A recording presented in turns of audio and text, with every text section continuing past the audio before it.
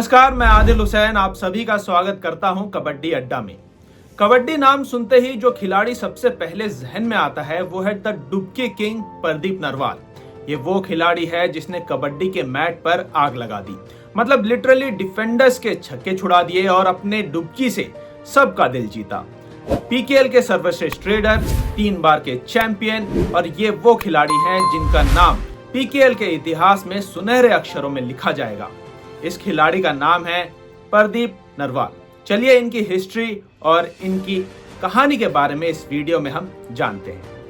प्रदीप नरवाल ने PKL season 2 में Bengaluru bulls के लिए डेब्यू किया। उस सीजन उन्होंने 6 मुकाबले खेले और 9 रेड पॉइंट हासिल किए। ये देखकर बेंगलुरु बुल्स को लगा कि इस खिलाड़ी में शायद उतना पोटेंशियल नहीं है और इसीलिए उनको रिलीज कर दिया। लेकिन पटना पायरेट उनके पोटेंशियल को बखूबी जानती थी और सीजन 3 के लिए उन्होंने प्रदीप नरवाल को अपने स्क्वाड का हिस्सा बनाया। पटना पायरेट के डिसीजन को बखूबी सही साबित करते हुए प्रदीप नरवाल ने उस सीजन 16 मुकाबले खेले और 121 रेड पॉइंट हासिल किए और इस दौरान उनका रेड स्ट्राइक रेट था 62% का। इस सीजन में उन्होंने पटना पायरेट को चैंपियन भी बनाया और वो खुद भी पहली बार चैंपियन बने और इसी के साथ उनके ऐतिहासिक करियर की शुरुआत हुई। पीकेएल सीजन 3 में चैंपियन बनने के बाद सीजन 4 और सीजन 5 में भी चैंपियन बनते हैं, मतलब लगातार 3 बार प्रदीप नरवाल चैंपियन बनते हैं।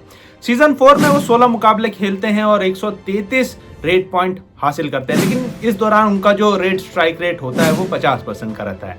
इसके बाद आता है उनका सबसे बड़ा और सबसे महत्वपूर्ण सीजन पीकेएल सीजन 5, जिसमें उन्होंने 369 रेड पॉइंट हासिल कर एक कीर्तिमान स्थापित किया जो आज तक भी कोई नहीं तोड़ पाया। पवन सहरावत एक ऐसा नाम जिन्होंने कबड्डी में बहुत बड़ा नाम कमाया है एज ए रेडर, लेकिन वो भी उनके इतने करीब नहीं पहुंच सके कि उनका रिकॉर्ड तोड़ सके। उनका जो हाईएस्ट एक सिंगल सीजन में है पवन सहरावत का, वो है 346 रेड पॉइंट, लेकिन 369 तक पहुंचने वाले इकलौते खिलाड़ी हैं प्रदीप नरवाल।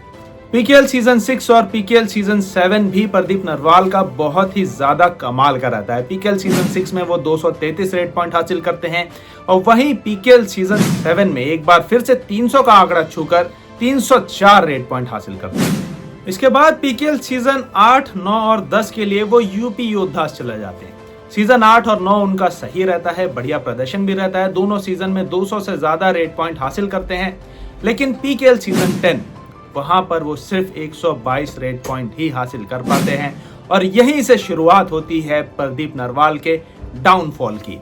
इसके बाद जब पीकेएल सीजन 11 में वो बेंगलुरु बुल्स वापस जाते हैं, जहां से उन्होंने अपने पीकेएल की शुरुआत करी थी सीजन 2 में, वहीं पे एक बार फिर से पहुंचती है उनकी गाड़ी पीकेएल सीजन 11 में बेंगलुरु बुल्स में रणधीर शेरावत के साथ। लेकिन पीकेएल सीजन 11 में वो सिर्फ 111 ही रेड पॉइंट हासिल कर पाते हैं और फिर जो इनका डाउनफॉल शुरू हुआ वो हम सब जानते हैं कि पीकेएल सीजन 12 ऑक्शन में इनको किसी भी टीम ने पिक नहीं किया, इन पे किसी भी टीम ने बिड नहीं किया और ये अनसोल्ड चले गए। पीकेएल के इतिहास में पीकेएल का सर्वश्रेष्ठ रेडर अनसोल्ड चला गया।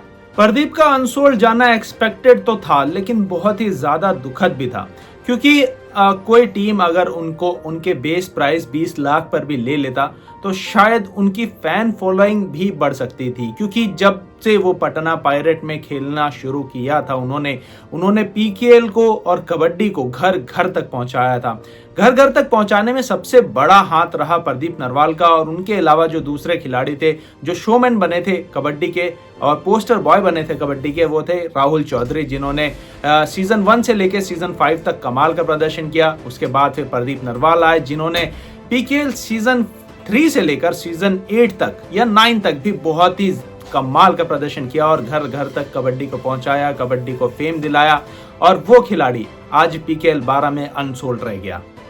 अब बात करते हैं कि क्यों प्रदीप नरवाल पीकेएल सीजन 12 के ऑक्शन में अनसोल्ड चले गए। सबसे पहली बात तो ये कि पीकेएल सीजन 10 और सीजन 11 में उनकी जो प्रदर्शन थी वो अप टू द मार्क नहीं थी, या यूं कहे कि प्रदीप नरवाल के स्टैंडर्ड्स के हिसाब से नहीं थी, क्योंकि हमेशा से ऐसा माना जाता है कि प्रदीप नरवाल अगर रेडिंग कर रहे हैं और एक पूरे सीजन में 200 के आसपास नहीं पहुंचे तो फिर प्रदीप नरवाल थोड़े से लो हैं।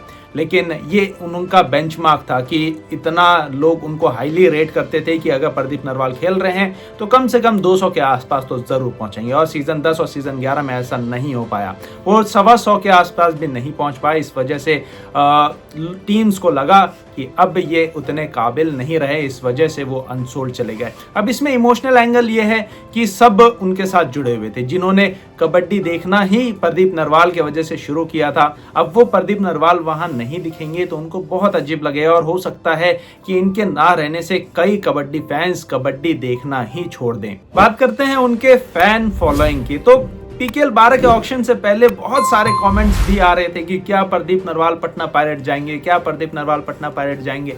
तो पटना पायरेट ने उनके ऊपर इसीलिए बिडिंग नहीं करी, उनको बेस प्राइस पे भी नहीं खरीदा, क्योंकि वो अपने करियर के डाउन स्टेजेस पर हैं, ट्वाइलाइट पे हैं अपने करियर के प्रदीप नरवाल। और कोई भी टीम उस खिलाड़ी पे 20-30 लाख रुपए नहीं लगाना चाहता जो अपने करियर के पीक पर ना हो या उनका पीक आने वाला हो। प्रदीप नरवाल का जो पीक था सीजन 3 से शुरू होकर सीजन 8 तक या 9 तक चला, जहां पर उन्हें खूब सारे पॉइंट्स बनाए, लेकिन अब उनके करियर का डाउन स्टेजिंग है। इस वजह से प्रदीप के ऊपर पटना पायरेट ने पैसे नहीं लगाए, या सिर्फ पटना पायरेट ही नहीं बल्कि किसी और टीम ने भी पैसे नहीं लगाए। लेकिन फिर वही एंगल आ जाता है फैन बेस का। जिस टीम के पास अच्छा फैन बेस ना हो वो प्रदीप को अपने टीम में लाकर एक गजब का फैन बेस जरूर तैयार कर सकते थे। जैसे पटना पायरेट की अगर हम बात करें तो उनकी फैन बेस बिहार में बहुत ज्यादा बड़ी बनी, और इस वजह से कि वहां पर प्रदीप नरवाल थे जिन्होंने लगातार अच्छा परफॉर्म करके दिखाया। क्या प्रदीप नरवाल को पीकेएल सीजन 12 में खेलने का मौका मिलना चाहिए? वो कैसे मिल सकता है? वो ऐसे कि अगर कोई खिलाड़ी इंजरी की वजह से बाहर हो गया तो उनका रिप्लेसमेंट प्रदीप नरवाल के तौर पर हो सकता है। तो क्या आपको लगता है कोई टीम प्रदीप नरवाल को रिप्लेस करेगी किसी इंजर्ड खिलाड़ी से? अगर आपको लगता है तो हमें कमेंट सेक्शन में जरूर बताइएगा और हमारे चैनल को लाइक, शेयर और सब्सक्राइब जरूर कीजिएगा।